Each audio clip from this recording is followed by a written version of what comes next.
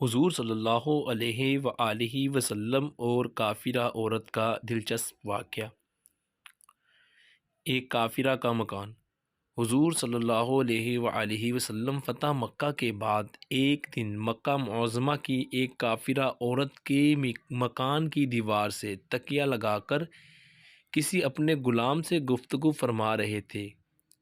اس مکان والی کافرہ کو جب یہ پتہ چلا کہ محمد صلی اللہ علیہ وآلہ وسلم میرے مکان کی دیوار سے تکیہ لگائے کھڑے ہیں تو بغض و عداوت سے اس نے اپنے مکان کی سب کھڑکیاں بند کر دیں تاکہ حضور کی آواز نہ سن پائے۔ اسی وقت جبریل امین حاضر ہوئے اور عرض کیا، یا رسول اللہ صلی اللہ علیہ وآلہ وسلم، خدا فرماتا ہے کہ اگرچہ یہ عورت کافرہ ہے مگر آپ کی شان بڑی عرفہ و بلند ہے، چونکہ اس کافرہ کے مکان کی دیوار کے ساتھ آپ کی پشت انور لگ گئی ہے، اس لیے میں نہیں چاہتا کہ یہ مکان والی اب جہنم میں جلے۔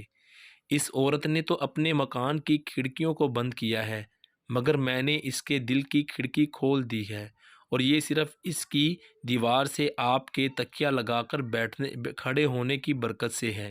اتنے میں وہ عورت بے چین ہو کر گھر سے نکلی اور حضور کے قدموں پر گر گئی اور سچے دل سے پکار اٹھی، اشہد ان لا الہ الا اللہ و اشہد انک رسول اللہ۔ نزہۃ المجالس۔